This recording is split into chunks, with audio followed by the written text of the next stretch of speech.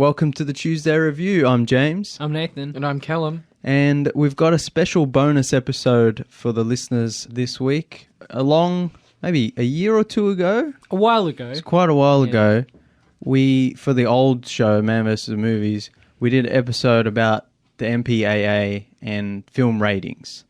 And just to kind of inform listeners who might not know about how, because most movies are made with the American rating system in mind.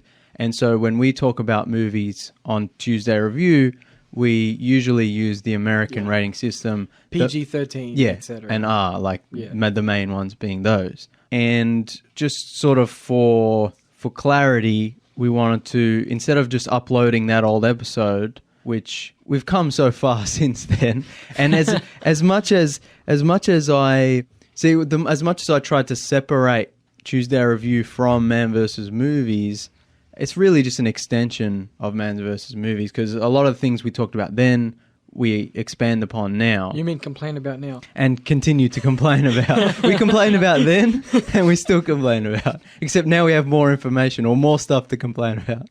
I thought we'd just do like a kind of refresher course on when we say R, what do we mean? When we say PG-13, what do we mean? Because I feel like I throw out those ratings a lot, and it gets lost. Because they're not applicable directly here. Yeah, because I'll say R, and people will be like, "What are you talking about? Not many movies are rated R." I'm like, "No, the American R, it's MA pretty much." So we'll just like do a quick kind of mini-sode or like a bonus episode about like how that applies to most movies. The old Man vs. Movies episode we did on this is probably much more thorough. But I was listening back to it, and I was going to re-upload it on Tuesday Review feed, and I was just like, we've kind of come far since then, and the audio quality is not the same, and because we only had the hour and we were live, we were just rushing. So I'm like, we'll just do a relaxed kind of Cliff Notes version of that episode just for Tuesday Review listeners or listener.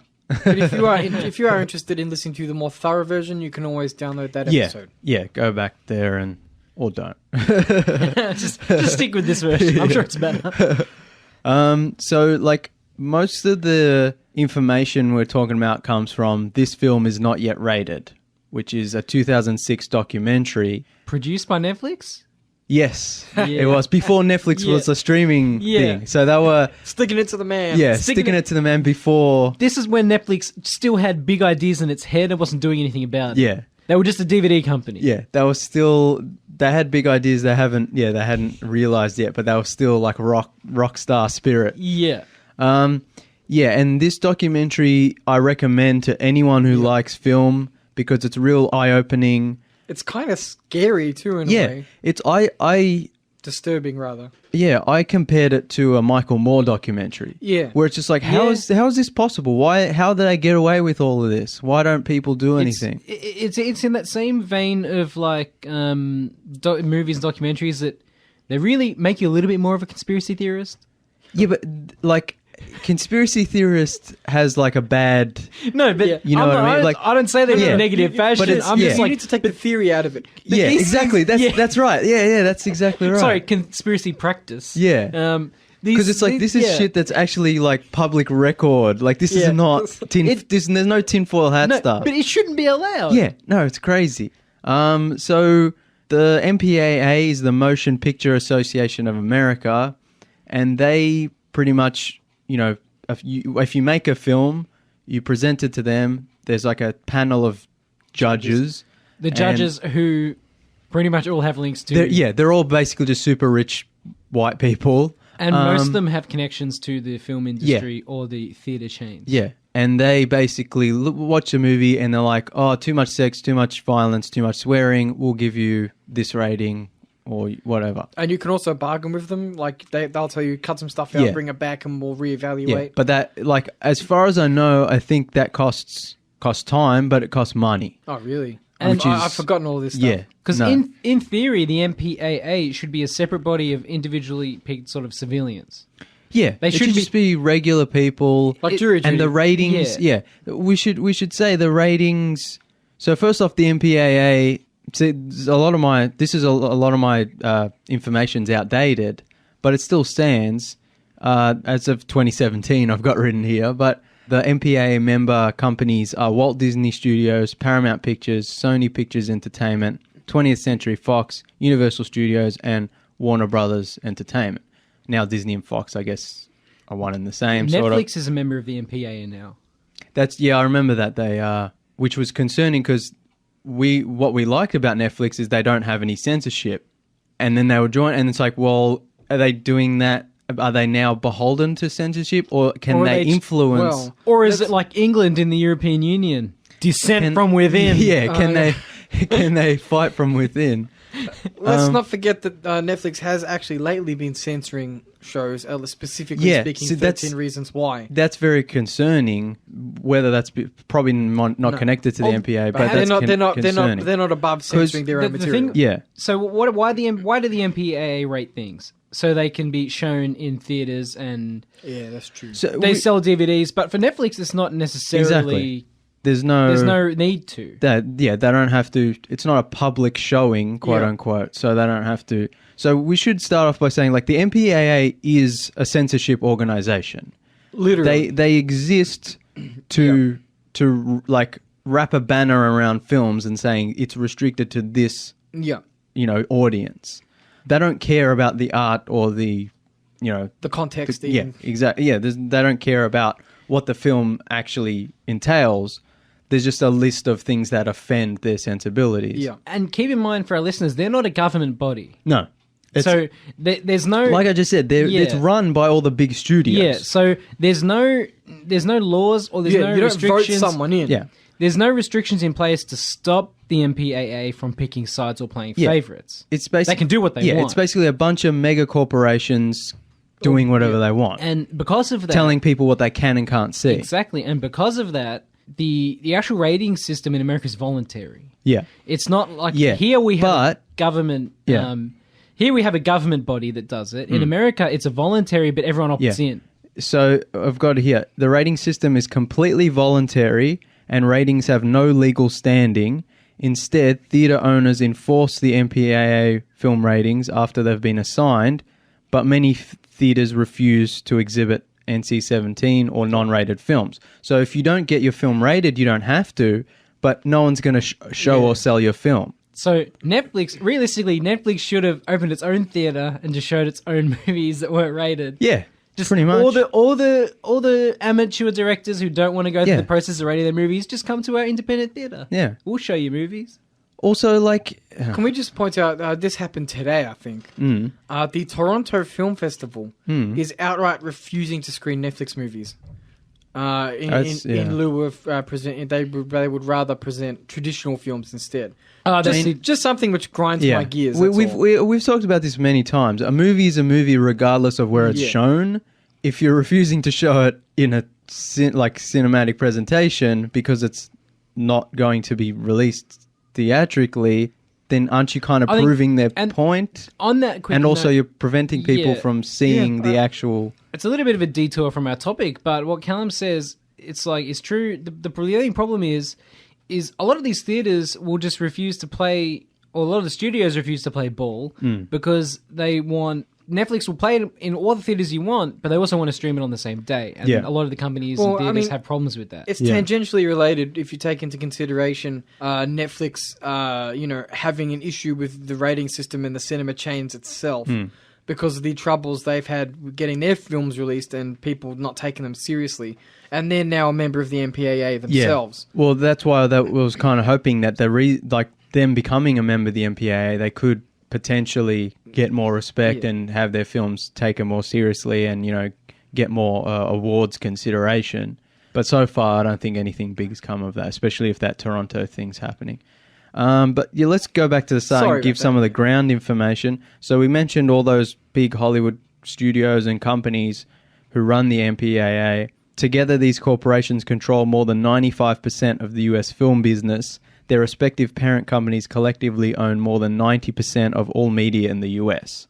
So it's basically a bunch of mega corporations, a monopoly, telling you what you can and can't see, telling you where you can and can't see it, telling you if you don't get it rated, we're not going to show it. And like in Netflix's case, if you're not going to play ball, if you're not going to do what we say, if you're not going to play it at cinemas traditionally, we're not going to take you seriously. We're not going to consider you real. We're going to consider you web straight to VOD. There's nothing. I mean, we've talked about this before off air. Yeah. There's nothing more insulting than seeing one of the greatest TV shows ever made. No, I think we talked about it on there on Carnival Row episode.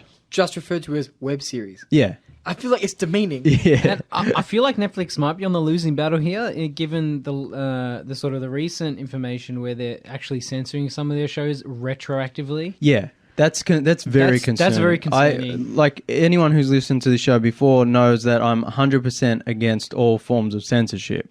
Like you either show it in its proper form or you don't show it at all. That's right. I don't think any of us here have really bothered to watch 13 Reasons Why. No, it's probably not even a good show, but that's not the point. That's not the point.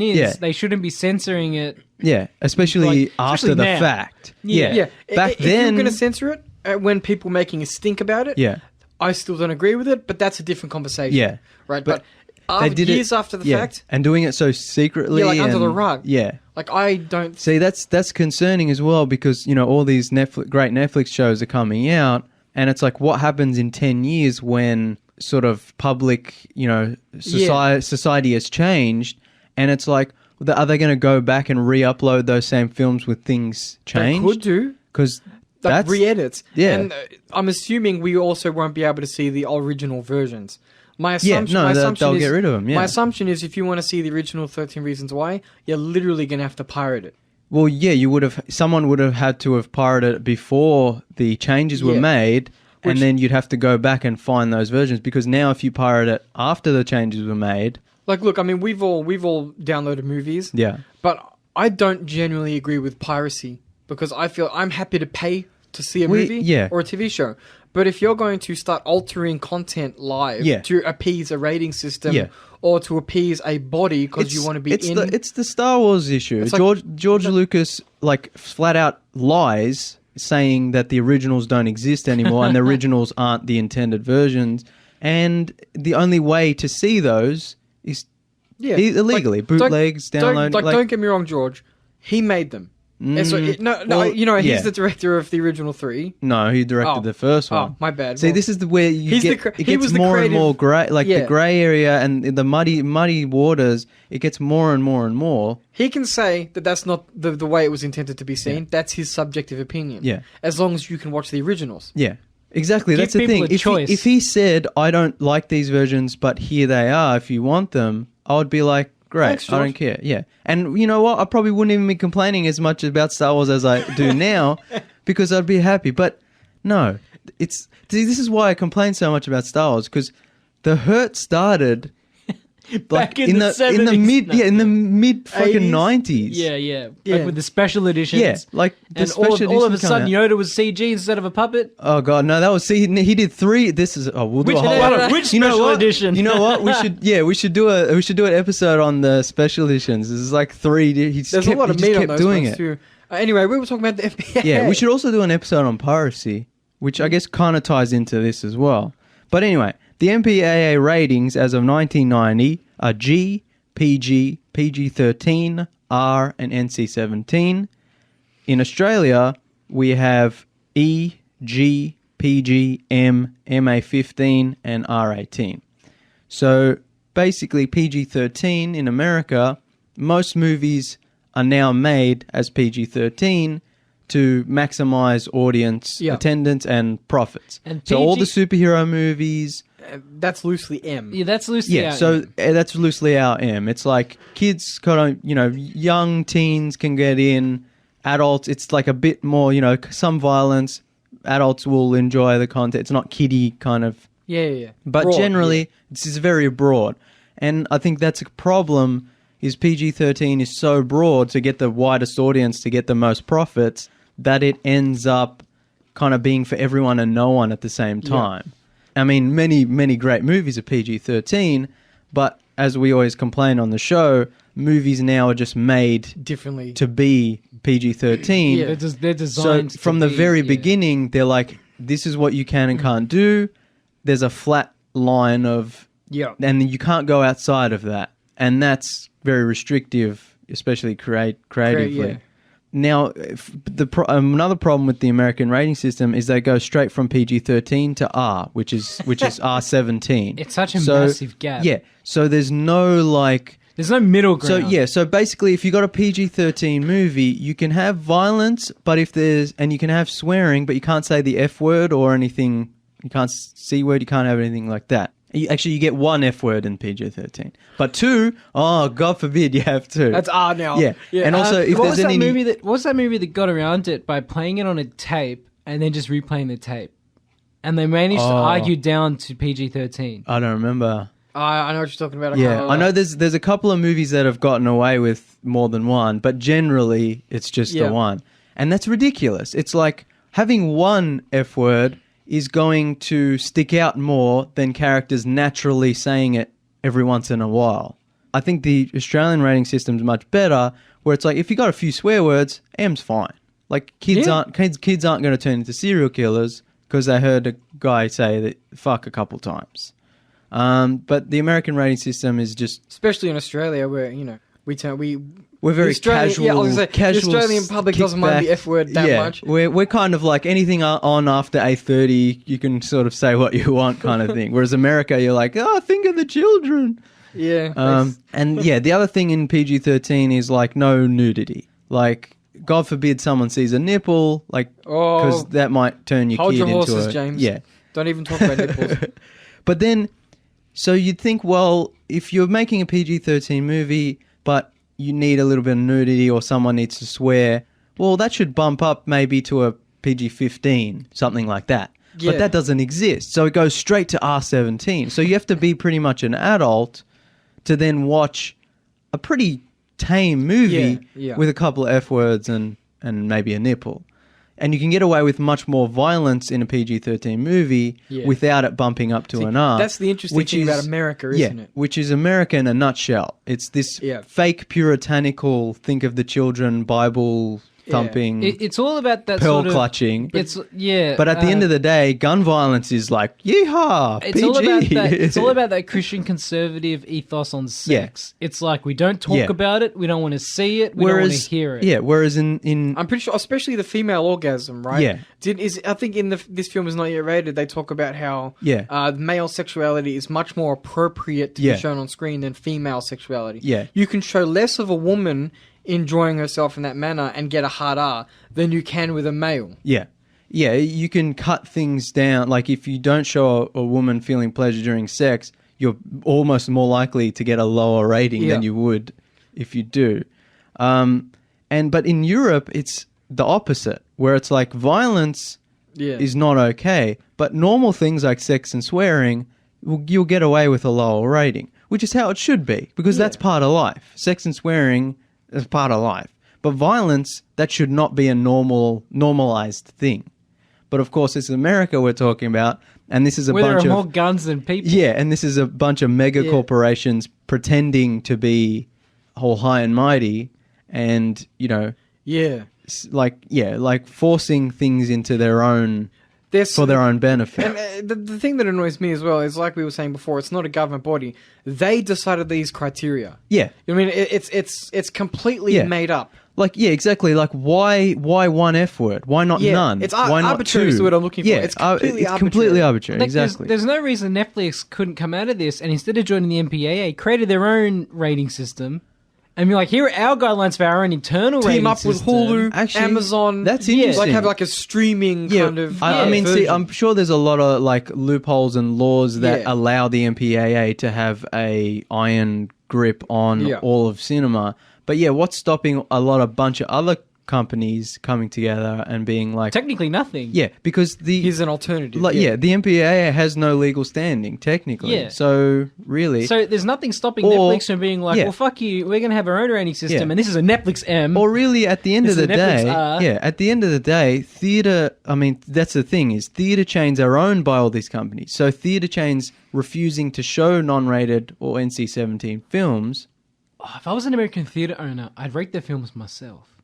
Yeah, you get unrated films, have a screening, and be like, I judge this to be There are some, like in Australia, we don't really have these anymore, but in America, there are some very small, single screen theaters, like privately run, where they're like, we'll show whatever. Like, we might put a warning on, but really it's up to, like, it's not our problem. You read about the film. If you want to see it, come see it. Exactly. But most theater chains run by these big mega corporations are going to be like, no, you have to do this. You have to play the movie for this amount of time. You know, you have to spend, this amount of money. Yeah. It's all very tightly controlled, and it's all run by a monopoly of the same companies. You'd think that there'd be a law to break that up, right? To be like, look, you can't have like... there should be a law that say one group of body who are connected to an industry cannot have sole control over said body. That's why, also, in theory, we do it better in Australia, but technically, in theory, we do it better here. Yeah. The only problem that lets us down is... The government. The government. Yeah, well, we'll get to video games later, where that's where our problem lies. Australian movie ratings are usually not too bad. Not too bad, but any conservative bodies that are rating things is an issue, generally. Yeah, and anything taken out of context, and anything that's where you have to just apply a blanket rule... Yeah, no. That's dumb. Yeah. Like, especially with art, we'll give all types. Yeah, like the one. We'll give. Like, do you remember on this is on Facebook? They were banning paintings, like Renaissance paintings which pictured naked children. Oh. You know that famous Vietnam photo of the girl whose clothes had been burned off. Yeah, that was banned on Facebook because of pornography reasons. So my point is, when we use blanket statements, you kind of basically have to erase subjectivity. Yeah, the good example is the King's Speech, which is a pretty safe, tame period drama about King George. Says fuck. Yeah, about King George trying to overcome his stutter. It's a very positive kind of English period drama. But there's a scene where his speech therapist gets him to swear because the only time he doesn't stutter is when he swears. And so he says, fuck, fuckity, buggity, buggity. And it's a funny scene. It's hilarious. And of course, the MPAA is just like, And they're like, are you serious? It's a therapy scene. Like, he's trying to overcome a speech impediment. This is a positive thing.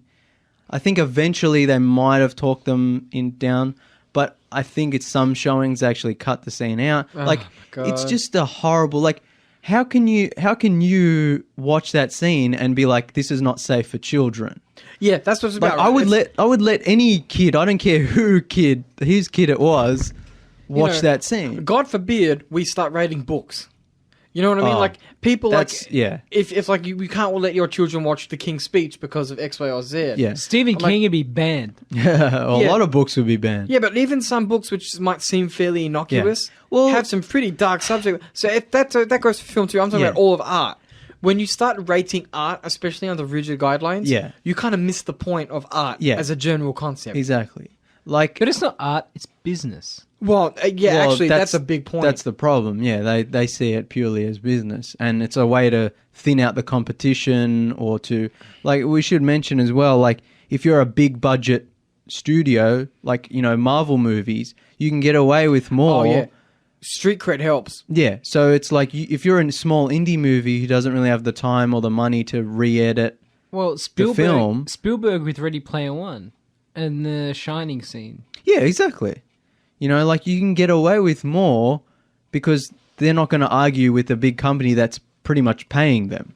Yeah. Whereas if you're a small indie studio who doesn't have time and money to re-edit the film and you have to reapply...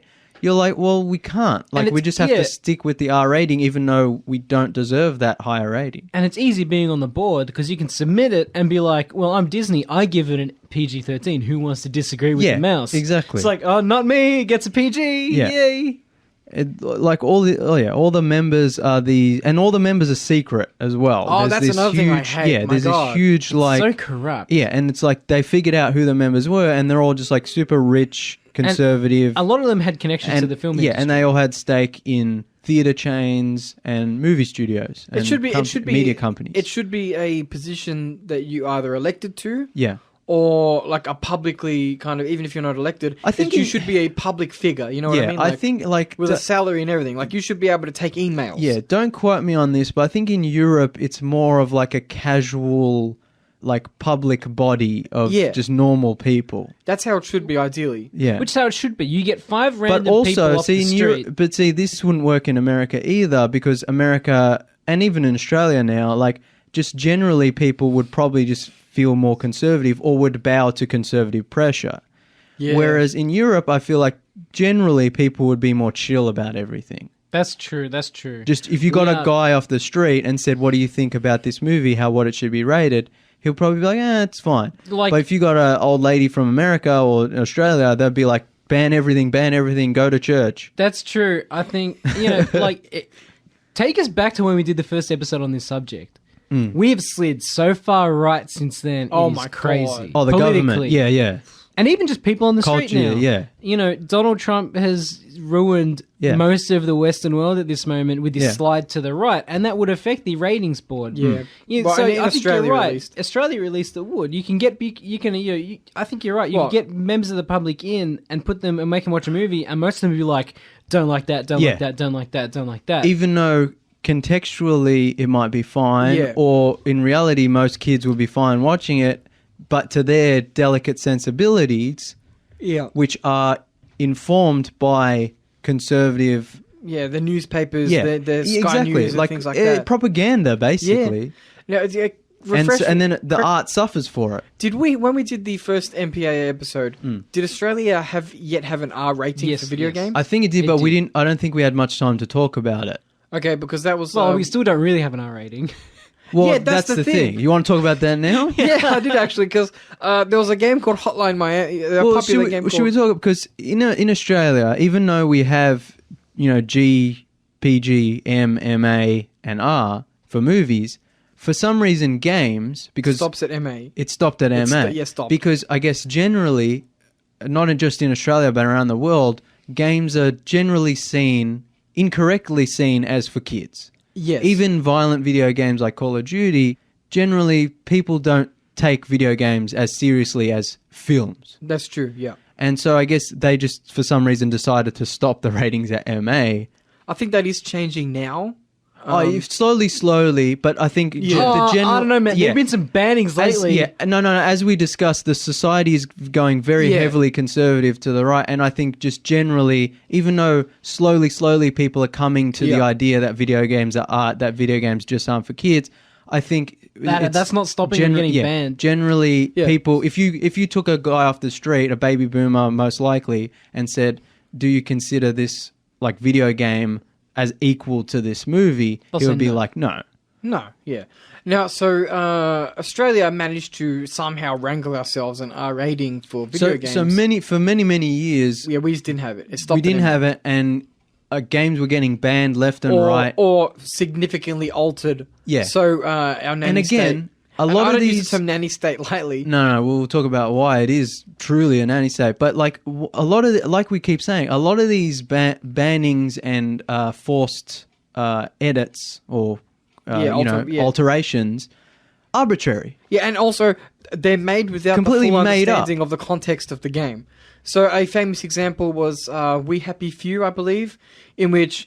to fit in with society, you have to take these pills. Yeah, it's like a dystopian society. And it's not a positive thing either. No. It's like it kind of makes the game... And it's part of the gameplay where if you take too much of this mood-altering drug, it has negative effects. Yeah. But if you don't take enough, people in the society will notice that you're not fitting in. So the problem was, because you literally take pills, the Australian government, or the body who decides these things, basically the government, a subset of the government, decided, nope, got to change it. Change it or it's not getting released here at all. Yeah. And now, even with our R rating... So, first we should say that they finally, after public pressure and, gamers, sort of quite a bit being quite vocal. With quite a bit of help from the Greens. Yeah, and so there are some politicians who, took our side on that. Eventually, an R18 was... instated into the video game ratings. Yep. However, it's largely symbolic. As everyone knew, and as I kept saying to everyone I would bump into on the street, it doesn't matter, because what would happen is everything that should be rated MA would automatically get bumped up to R, and everything that should be rated R would still get banned. Yeah, yeah, and that's what's happened. That's exactly what happened. And in addition to that, is the arbitrary rules and the made-up bullshit, the made-up blanket restrictions that they have to follow are still in place. Yeah. And honestly, so regardless it's just getting of the context, worse. It's just getting worse. For instance, a very recent example of this was the game DayZ, or if you speak the Queen's English, DayZ, got banned because of a reference in the game's code to cannabis. Which it wasn't in the game. It's not in the actual game. It's just referenced in the code. Yeah. So it's not in the game. You can't experience it. You can't use it. You can't see it. You can't hear it. But they banned it in Australia, digitally, physically, wherever you want it. It's banned. Even though the game had already been released before that, and people own it. Exactly. But they just found out about it, and so the Australian Classification Board banned it. Yeah. And they had to edit the game's code, just removing that reference to be able to re-release it. Yeah. It's ridiculous. And it's also, like with the MPAA, like completely like puritanical, nonsensical bullshit. It's just Christian conservative. Yeah. We don't want anyone seeing these. It's like we don't want drugs, we don't want swearing, we don't want violence. Yeah. There's no actual care as to the context or to the art or to anything. And one of the things this is the hypocrisy of it, is one of the things that they should be upping arms and we should be really cracking down on, but they don't seem to give a shit, is gambling. The new Australia has a huge gambling problem. We have a huge gambling problem. You can, like, every time I turn on the TV, ads. gambling ad, gambling ad. Like, it's straight up, like, predatory. An anecdote. We were in the city. I think it could have been us actually going into the city to see Once Upon a Time in Hollywood. Oh, okay. There was a bunch of young people in front of us who got on. I think they were just coming home from some sporting event. And they were over 18, but they were young, like 19, 20. They were with their dads. Yeah. Right? That's how young they were. Yeah. Like, not to, they were with, older relatives. Yeah. And they're just casually talking about betting on the upcoming footy match. Yeah. Like it's most natural thing in the world. I'm like, these young men, probably, at least in my estimation, if they do have jobs, it's probably part-time or they're in an apprenticeship. They're burning money on betting. Like, as with all conservative governments, in Australia specifically, but in America and other places, it's like the real problems, because they make money, because they're part, because there's lobbyists, because they're part of the quote unquote culture. Yeah, those are fine. But the video games and the movies and the stuff that doesn't actually, at the end of the day, won't actually affect young people. That's it's the straw man kind of. It's like also like the drinking ads, the alcohol ads. It's everywhere. Yeah, exactly. It's like let's throw let's blame the school shootings on video games and not actually talk about gun control kind of thing. Someone even tried to blame a metal band. Because one of the kids who did it had on one of his Facebook photos, he was wearing a band shirt. So a conservative politician's like, metal is the devil's work. Remember when Columbine happened? This might actually be... Yeah, they blame Manson. They blame Marilyn Manson because one of the kids listened to his music. Famously, he responded, "What would you do?" And he's like, "I just listen." Yeah, to the kids. To the kids. He went on the talk show and they thought they were going to completely annihilate Marilyn Manson, and he turned out to be the most reasonable smart guy. But what I was referring to is in the new NBA game, just released. Oh yeah.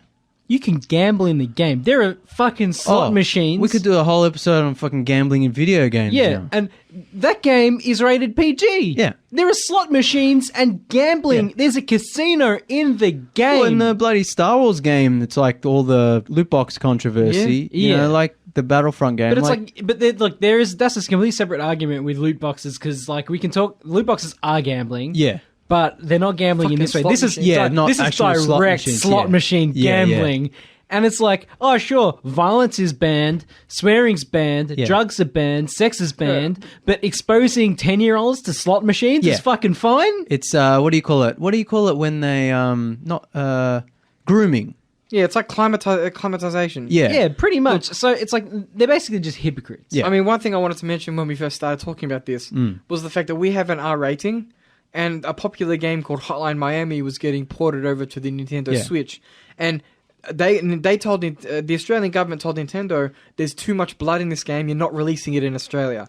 So Nintendo was like, what you going to do about it? Upload it to the Switch store? Yeah. No, it got taken down. Yeah. But my point is, what's the point of having an R rating in Australia if the government can just say, the government essentially talks for the Australian people. Yeah. And they say to Nintendo, the Australian people don't want this much blood. I'm a grown man. I want that much blood. Exactly. Give it to me now. But again, what's the point of an R rating if you can't have blood on a 2D it's not even photorealistic. It's just a 2D arcade game. If you're 18 years old, you can enlist in the army, you can smoke, drink, you can smoke, you can buy a gun, you can drive, but you can't play a game with a bit of blood. That's exactly the point. And it goes back to the movies as well. Like, we should be able to... You can die for your country, but you can't play a video game because it has a needle in it. It's even funnier in America because their R and their NC-17 is, you can be 17, not 18. Yeah. So it's like... But their drinking, like, doesn't start till, like, 21 in most places. So it's kind of like... It's completely arbitrary and stupid and makes zero sense. And it's why we complain a lot on the show about another PG-13 bullshit. Like, why don't they make these movies like they used to? Because, in the 80s and 90s, a lot of big blockbuster films were rated R. Die Hard. Yeah. They don't make movies like that anymore because now it's the safe PG. I always use the word safe because it's the safe You have bet. to appeal to the largest demographic. Yeah, exactly. You can. The company's like not going to make an R-rated superhero movie because that way they can't get the biggest audience. I think it could also be related to how much these movies make. So if you release a PG-13 movie which makes $100 billion, do you really want to make an R movie which is going to make, instead of $100 billion, it might make $400 million? Yeah. You know what I mean? Like, it's all about the money. It's not about the art. Yeah. And that affects the ratings of the films. I mean, we've talked about it on probably 80 episodes across both shows. Yeah. People be like, oh, well, this film is shit because they had to bow down to corporate pressure. Yeah, the vision is compromised. Yeah. Like when you have to make a PG-13 Punisher movie, for instance, it's like, what's the point? This is Dread. It's G. Yeah, it's we talked a few weeks back about the Blade movie coming out and how we were like, well, it has to be R Moon because Knight, if it's not, if it's not, what's the point? Yeah. At the end of the Why day, even bother? though, it's just kind of corporate, sanitization. We had a slight moment of hope with Logan and Deadpool, and then Disney's like, we're buying Fox. And then they're like, we're buying Fox. And then it's everyone's like, no. Yeah. But now DC is like, well, we got Joker. And, so it's like, might be making a kind... And then we don't know what they're going to do with Deadpool. The problem with the Joker is the Joker's rated R, but we don't know what the violence is going to be like, do we? We just see sort of dark, disturbing... But again, violence isn't really a problem. No, I'm talking violence in general, like a violent action movie. We don't know the Joker is in that type of thing. No, it's not like... But it doesn't have to be. I'm not expecting it to be. Swearing but it's just like violence in like the visceral nature of like the gore. Like, because in PG-13 movie, you can shoot a guy up with an AK-47. As long as you don't show the blood. As long as there's no real blood. Which is why the Deathstalker movies got such a low rating. No, that's just because they're old. Well, yeah, I guess. Because, that's another thing. Old movies... Because, also, keep in mind, the PG-13 rating didn't come out till 1984. So, like, early 80s sci-fi action movie, fantasy movies, if they weren't really gory or, like, had a lot of sex and violence... I can't remember what Deathstalker was rated. It had a lot of... I think the first... Had a lot of adult content. The first one would have been R because of the nudity. But I feel like... The second one would have been PG-13. Yeah, we were watching it, right? And I was saying to you guys, which one was it? I think it might have been the first one. We were talking and we were like, for a kind of sleazy, softcore, porno-esque kind of Conan, exploitation movie, there wasn't it might have been the third movie. Yeah. And I was kind of like, there's not a lot of nudity in this one. And then, like, all the nudity happened at once. I was like, oh, that's why. So then that way they can cut it out, release it on TV or release it on home video as a lower rating, get a wide audience. But really, then they can show it as like a sleazy theater. Midnight showing. Yeah. So it's like strategic. You can cut around. Because they're B movies, they want to expand the life of the movie as well. And like that would... Some movies they would change the name and just re-release it, even though it's the same movie. This is like classic Roger Corman stuff. I just feel like, what's the point of us having an R rating? And even in America, like, what's the point of having PG-13 and Rs if we're not going to use them to the fullest extent possible? Exactly. Like, if everything's going to be PG-13 or if R-rated video games are going to get banned, what's the point? Why don't the government just allow games to be unrated, but you have to be over 18 to buy them? So you have R18 games which can be like the bullshit. It's slightly too violent for MA, but then just have like you have to show your driver's license, or whatever. Like you're buying a porno in secret. They come in brown paper bags. Yeah, the one good thing I will say about when we first got the R rating here, do you remember they wanted all R-rated games to have black cases? Oh yeah, Just do that. It didn't work. Yeah, like that's what I mean. Like, that would be a fucking. Could you imagine walking into EB and just seeing like black stuff? just like white titles on the yeah, front. just like white titles. Like seriously, I would take it if that meant us getting actual R18 games released. I know what the games are. I know the titles. You can just print out the slip at home and put it in the case. Like it's not a big deal. I mean, no, you still have it, but they just have like a EB cover. Oh yeah, and you take it out of the cover. Yeah. Like seriously, do that. Like don't tell me I'm not old enough at 28 years old to play a game because it has a needle in it. The one thing not mature enough, I should say. The one thing I will say about the weird thing is, like, as much as this censorship we talk about, like, America doesn't really have this problem with video games. No. At least not as much. No. But the one good thing I will say about the American rating system is if your film is unrated, you can legally release it on, even show it in a theater, or you can release it on home video. You can have the unrated edition. Whereas in Australia, if your game is unrated, or if your movie is unrated, or if it gets banned, technically you can't own it or show it. Yeah, I think the saving grace is online platforms. Yeah. Because, like, I'm pretty sure good old games are just like, we don't give a fuck. Yeah, well, anything that gets banned, people are always going to find a way to get it, import it, pirate it. Technically, in Australia at least, and I don't know if this is true now because the laws might have changed. Yeah. But I know that at least a few years ago, any game which had significant online interactivity was technically illegal to be sold because it couldn't be rated. Yeah. Because even on the online activity can't be rated. I think that didn't stop anyone selling online games, though. I think we talked about... I feel like we talked about this on air, where I said the GTA 4 was banned in Australia because you could have sex with prostitutes, and the scenes were, like, fully animated. And so for the Australian edition, like, Rockstar removed the animation. You could still pick them up, but, like, there was no actual physical animation. And then the game got rated MA because we still didn't have R at that time. But then Lost and Damned, the DLC for GTA 4 came out, and that was a digital download. So the Australian Ratings Board didn't rate online content. Yeah. And so, like, there's just full frontal male nudity. There's, like, full sex scenes. As it should be. Yeah, and it's like they didn't... It's kind of funny how it's like there's... I mean, the biggest fight against video game ratings is digital storefronts. Yeah, because the government can't stop them all. Netflix is the best fight. It's like we make it, we release it on our own platform. People watch it in their homes on their own devices. Yes, fuck your ratings. I'm not a libertarian, but there are some times when you have to say, "Don't tread on me." You know what I mean? Like, I'm a grown man. People should be able to do whatever they want, as long as they're not hurting themselves or other people. If someone produces a movie or a video game that I want to consume, I should be able to consume that myself. Yeah. And of course... And we will, and this gets back to our piracy topic. Yeah. That's true. But, of course, like, there is a legal, like, limit. Like, obviously, we're not saying... No, I'm talking about... Yeah. Yeah, no, we're talking about movies which do not harm anyone, which are art meant to be consumed by a general audience. We're not talking about...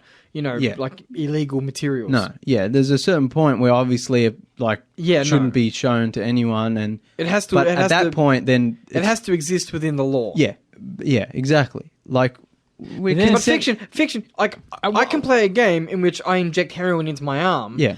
But that's within the context of the art. It's like banning a movie because it has a heroin needle in it. It's ridiculous. I think it's always it comes back to the argument of because video games are interactive. Yeah. But also, like we were talking about before, it's because most people generally, especially older people, consider games to be for kids. But you also even though that's not true. Especially now where games are so photorealistic and so... I also feel like there's an assumption, probably particularly from boomers, that when a person plays a video game, they cannot divorce that game from reality. I feel like people need to understand that the majority of mature video game players understand that it's fiction. Yeah. Right? When I inhabit a character...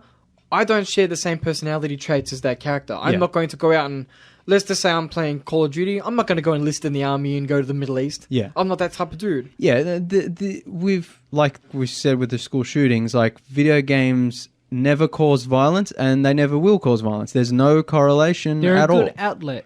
It gets back to, this whole thing revolves around that thing of active versus passive. Yeah. Movies are passive, video games are active, therefore people look at video games in a harsher light. Yeah. Whereas most of the time it's been proven, and we can link the studies if we have to, that video games are an effective outlet for, anger management. Yeah.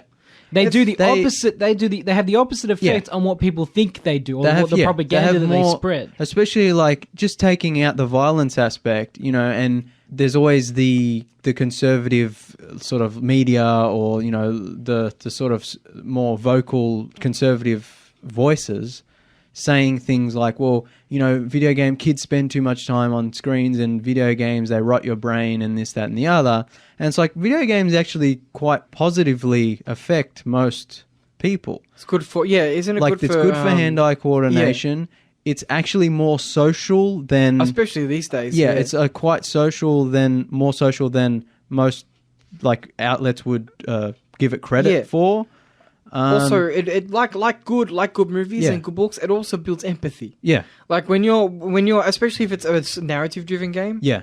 It's not all just running and killing. Video games are a whole genre. That's the other thing is, not all video games are about shooting. Like for every, I don't know, what was that game Rockstar released that got banned here because you could put paper bags on someone's head? Oh, Manhunt. For every Manhunt, there's a Stardew. I'm still salty about that getting banned.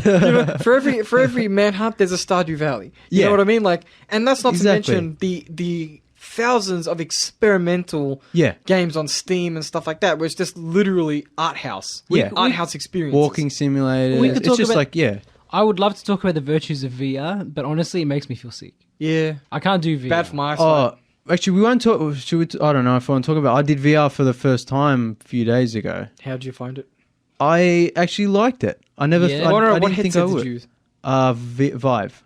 Oh, good. What did you play? Played Super Hot. I played... Where'd you play this? Damien's house. Oh, nice. Cool. Yeah. So, I guess this is the perfect time to talk about it because this is, come up. So, I never even tried it before. I was, not interested. I mean, maybe one day when the technology's perfected and it's cheap and affordable, then maybe one day. But I was whatever. And Damien's, he's fully into VR. He's been on the show before. Yeah. He's he's invested in a lot of equipment. He's really into it. He's you have to come over and try it. And he's telling me about it. I'm all right, I'll come. The other day I went over and I actually really enjoyed it. He made a convert out of me. Now, I'm not going to go out and spend money on it. It gets a lot of money. Eventually, when it does become cheaper... 40 years... Yeah, when it becomes cheaper and more affordable and the technology is a bit more less cumbersome and more comfortable. When it's you're going out and buying a Nintendo glove. It's in 40 years, we'll be getting the Vive. And people are that's so outdated. He was telling me about they have... what is it? Steam... I think it's a Steam company one. The Valve one, yeah. The Valve one, yeah.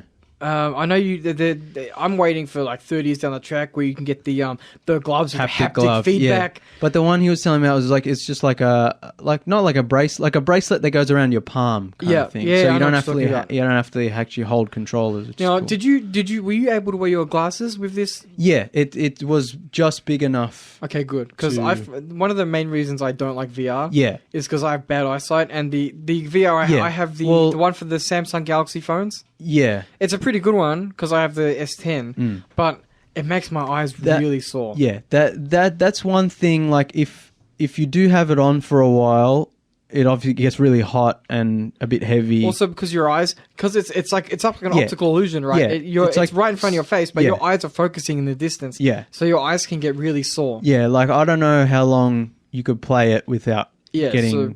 I had to take a break after a while. I know, I approve of the tech. I just don't know if it's ready for people like me yet. No, but I was saying to Damien, I'm like I said, I won't invest in it now, but there were a couple of games where it's just kind of relaxing, and it's I can see the appeal from just a few games. You can see the appeal. It's kind of worth, if you're going to put some time into it, it's kind of worth the money just for a few games. You know, it can be very therapeutic. Yeah. There was a demo in the one I have, which was incredible. Like it's like one of those things where things just happen around you and you can like look around and interact with things. That was a what's it called? A roller coaster. Oh, okay. And Callum's when we tried on a roller coaster, and you're experiencing the roller coaster. You got really fast, and your body doesn't know the difference, so you're shitting yourself. Yeah. And you sit on your couch. Yeah. It's really cool, but yeah, it makes my eyes hurt. Parents thought it was like they were Our not down with dad that. freaked out because our dad's like, "I'll try it," and he's like, "Oh my god, what's going on?" Old man stop. uses technology. It's like they God forbid when they try to rate VR experiences. Oh god. You know, how are you going to rate that one? Oh god. Everything just gets because it's too much. Yeah, like what happens when there's already VR porn, right? There has to be. Although I'm pretty sure there is, yeah. But Oh no, Alum's extolled the virtues of that before.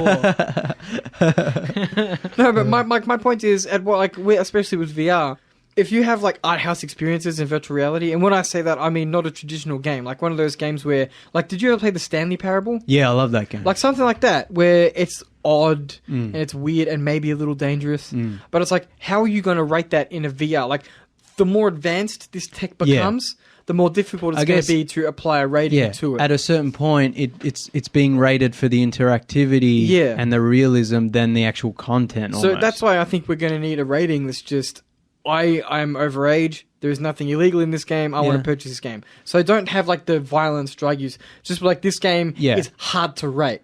Well, I mean, that's kind of a thing, like, because sometimes people complain about content in TV and movies and video games, and I'm like, but you're an adult. If you can't handle it, you shouldn't be watching 90% And if you can't handle it, you also shouldn't be judging it. Exactly, that's another thing, If you don't understand it, how are you supposed to understand the context? If you don't like it, don't watch it. Yeah, exactly. That's kind of the thing. Yeah, you shouldn't...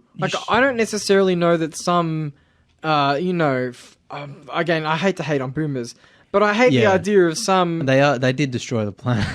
some 50-year-old Hi, Dad. Some 50-year-old executive from, I don't blame you, Dad. No, I hate the idea that some 50-year-old executive who's got connections to the movie industry is like, I don't like this or that because it hurts my sensibilities. Yeah. When that person might not have an understanding that's of what goes thing. into a certain that's another genre. thing. Most of the people who make these decisions have never played a video game, have no interest in video games. Most of the people who make these decisions don't actually care about the movie or the TV show.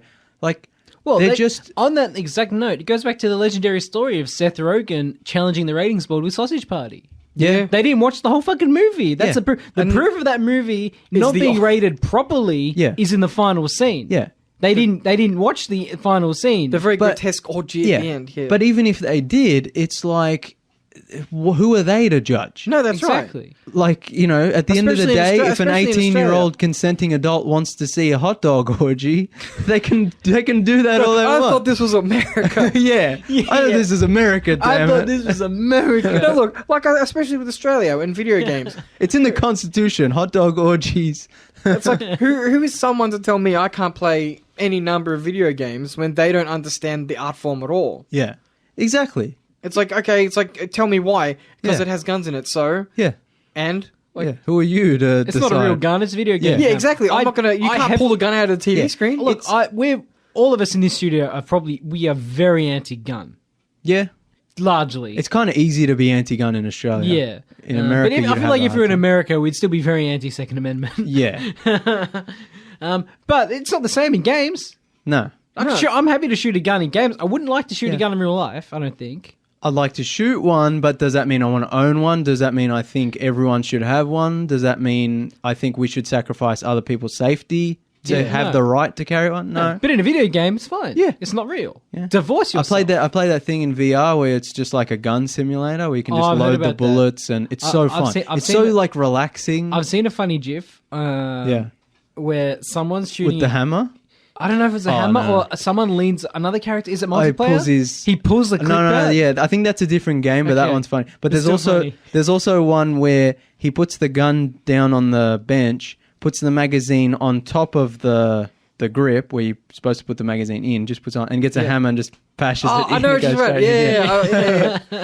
But like it's kind of therapeutic. You're just like standing there in a shooting range, like an open field. and you just like pick up the bullet and you load it in. That could be quite fun, though. That's a compromise I'll make. Yeah. I'm not a gun person in real life, but I would act like one in VR. And eventually, when we get to like Matrix or Ready Player One style, it's like, who cares who we shoot Look, in the virtual did you ever hear world? about VR chat? Sounds familiar. So VR chat was a game that came out when VR was just getting big. Yeah. And this is what will happen in real life when if like Neuromancer becomes a thing. Yeah. It's just gonna VR is just gonna be a meme area. Like, so VR chat happened. Yeah. People downloaded it. Was that the misshapen knuckles? Uganda knuckles, Yeah. yes. Yeah. Follow Okay. me, brother. Yeah. Do you know I'll the show way? you I know the way. Yeah, Show no. you the So way. and this is like lots of people in really high tech VR equipment. Yeah. Just like either creating their own creating their own worlds. Yeah. Or just trolling not trolling, but sharing a meme with other people. That's what the internet was supposed to be, this bright, hopeful, utopian thing, sharing knowledge, everyone in the world, and it ended up being what it is now, which is just a horrible cesspit of misinformation and memes and shit posting. Wikipedia is the god of the one true bastion of hope. Teachers always hate, in high school, teachers were like, oh, never use Wikipedia, blah, blah, blah. Yeah. At a uni level, they're like, oh, no, use Wikipedia, just go to the references at the bottom. Yeah, like, it's like they tell you Wikipedia is evil, but I'm pretty and then sure you find out that it's the one not evil I'm pretty thing. sure everyone just ignored the teachers Yeah, and no, used Wikipedia. also, Anyway. it should also be like, Wikipedia's changed a lot since we were in high school, because we have been in high school for... a decade. Yeah, 10 years, basically. Roughly. 9 years. No, the better part of 10 years. 10 years, So, since we left high school, not any random cannot just go and make changes now. You have to be a legit moderator. Yeah. You have to be approved, and like your changes are actually tracked. Even when randoms made changes, they will usually change back pretty quickly. Can Wikipedia be in charge of the rating system? Just generally? No. I mean, they don't have enough money. They're always asking for money. But that's the thing. At the end of the day, the people with money make the decisions. But the people with... We'll rate your movies. Well, yeah. But the Show us people, movies early, we'll rate them. the people with money will always make the decisions, but the people with money are not doing that in your best interest. They're doing it to keep themselves rich. They're not doing it because they want to keep people safe. You're our last hope, Netflix. Destroy them from within. Yeah, well... They won't. Probably not. Because, yeah... It's not looking like that. At the end of the day, they're a big corporation as well, and there's a lot of moving parts, and they're a machine that... It's kind of just the individual, the indie kind of... But you can always, for those listening in Australia, you can always send a letter to your local MP asking them to have a backbone when it comes to the rating systems and actually say, as a grown, independently thinking adult, I should be able to make my own decisions about what games that are legally made I can purchase or not purchase. So don't vote Liberal or National, because they'll just lean Conservative. At the end of the day, you vote however you want. Well, no, I'm saying if we're aiming to change the rating system, you have to understand that not all political parties are going to feel the way we do. Yeah, you need to take that into account. At the end of the day, like, make an informed vote. That's right. Don't throw your vote away. Don't vote on whoever's first on the ballot. Don't vote on whoever's ad you saw on the TV. Don't vote for whoever gives you the card first. That's right. Yes. The ABC has some brilliant reasons. So why there's no election coming up? So that's actually this episode obviously has no one topic, but that's actually a good point. One of the problems in Australia, probably around the world as well, but Australia is the example, the most important example. When there's an election on, everyone's a political expert. Everyone's yelling at each other. Everyone's talking about the future. As soon as the election's over, now no one's talking about it. See how quiet it is? No one cares anymore. We should still be talking. We should be yelling. We should be like, no, this is not okay. Things need to change. So that by the time next election comes around, people are ready and they're informed. But no one cares. Everyone's quiet. Yeah. And so it'll happen again. There's half of it, honestly, is that people don't want to talk about politics with strangers or even their family It's anymore. considered to be a heavy issue when Like, it really shouldn't be. I'm at work. I don't give a shit anymore. People ask me what I think at work. I'm at work. I'm like, I vote Labour. I don't give a fuck. Yeah, no. Like, I'll vote the Greens. I'll vote Socialist. Yeah, at the end of the day, like, because people get into heated arguments about it, but at the end of the day, what you're doing affects me.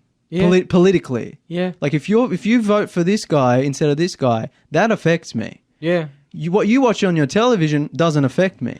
What you do in your private life doesn't affect me. But who you vote for, that affects me. And that'll affect my children and my children's children. The worst part is a lot of these people who don't agree with you, chances are they don't agree with you because they're further left than you. Chances are, because we're very far left. But my left. No.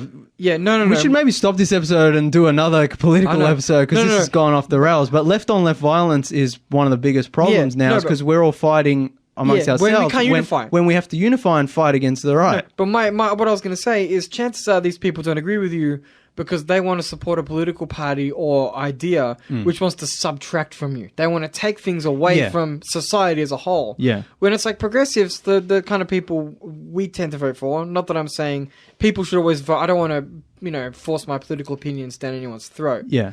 But the kind of parties I vote for and people should be voting for are the ones who want to expand people's freedoms. Yeah. They want to make sure people aren't struggling. Yeah. But that does link in back to our topic. Yeah, that's what I was going to say. The more conservative political parties, chances are the political parties who also support guns are the same ones who don't want guns in video games. Yeah. It's so weird. Yeah. It's typical conservative hypocrisy. And also it's in the title, conservative. Like they want to conserve, they want to hold things close. Values, yeah. Yeah. Whereas, if you're progressive, you want things to change. You want things to get better. It's funny how progressive can be considered a negative term. I know. It's like the actual nature of the term progressive is like, that's good. I mean, progressive can sometimes be destructive in the fact that we have to get rid of old things to bring about the new. Yeah. But generally, it ends like it's a positive thing. We've gone so wildly off topic. But it all comes back to the center. Yeah, I think at the end of the day, it kind of it ties back into the fact that the people making these decisions don't have your best interests at heart. The MPAA rating is a political decision. Yeah, and it has affected movies for over 50 years negatively, and now it's to the point where Disney owns. Disney has a monopoly on everything. Yeah. And if they're making all the decisions and if they're making all the movies and all the TV shows and video games, then everything becomes homogenous and family friendly, and you don't get any actual you need sort of adult explorations of. You also don't want to stymie someone's creative spirit. Yeah. Right? If let's just say you're an independent filmmaker.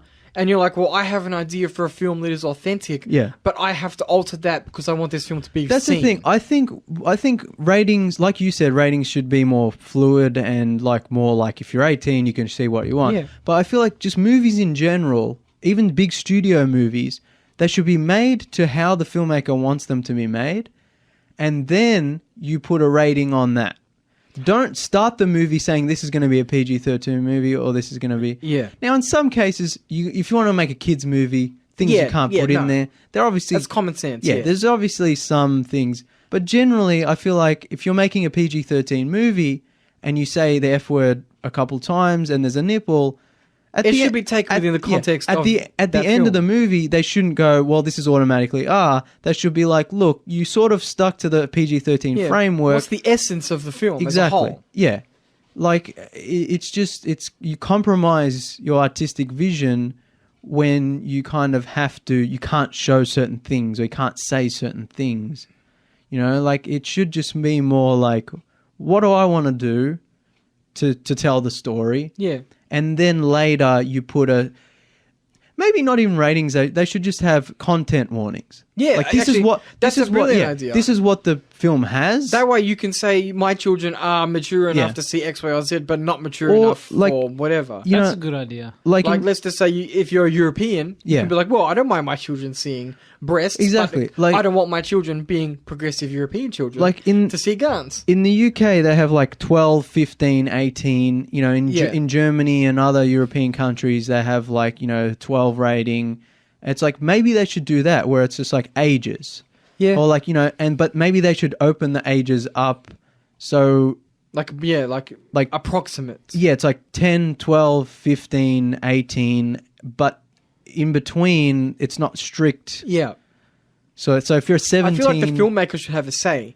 You know what I mean? Like if you're a filmmaker who has two fucks, you should be able to say, well, within the context of the film as a whole, it's all about context, right? You should be able to say, I think that this film should be able to be even PG-13 because the fucks weren't delivered with a violence to them. I remember there was whatever the case you might make. There was a documentary about school bullying, and there was like cell phone footage of kids beating each other up and saying "fuck you," and that got an automatic R. And the director was like, no, but it's a movie about kids should see about bullying. Yeah, that's the thing. Is like the artist should have a say. Yeah, like it's the intent of like who should like. A movie's about teenagers would have swearing realistically, but teenagers can't watch. Teenagers can't watch that because of the swearing. So your target audience, the people who should watch your film, can't watch your film. The things we heard at school. Oh man! To the governing bodies, just grow up. Just go to a school and just listen. It's like I said before. If you're an adult and you can't handle these things, you shouldn't be in charge of making these decisions. If the F word offends you, go get another job. You're an immature child, and you should not be making any decisions for anyone. So go away, please. Yeah, I just want to I want to go to America and create my own rating system. Can we get Nathan Fielder on this? Oh, that would be great. Nathan, for you, please. Nathan, a special take on the ratings board. How would he fix it? Everything would be, instead of NC-17, it'd be NF-17. Nathan Fielder. Oh, man. So we got like really wildly off topic. Kind of, sort of, but we detoured back. Well, I think we'll wrap it up. This episode was just kind of like a free-flowing discussion about like where things are at, and why. Yeah, like if you're listening to the Tuesday Review, or you know if you stumbled across one of these episodes, it's not indicative of our normal episodes, but it's still an important episode. That's what I'm saying. If you've heard one of our reviews before and you've just kind of stumbled upon it, and like that's why we say this PG-13 that, because the movies are made with those ratings in mind, and then they're shipped out to other countries, and those countries give them their own ratings.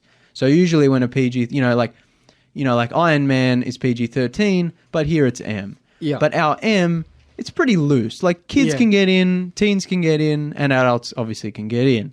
Whereas in America, it's like if you're under 13, they might get their panties in a bunch. Yeah. But really, it's like at the end of the day, that's like the rough translation. But the good thing about Australia is that sometimes movies rated R in America, which is roughly our MA, sometimes they're M here.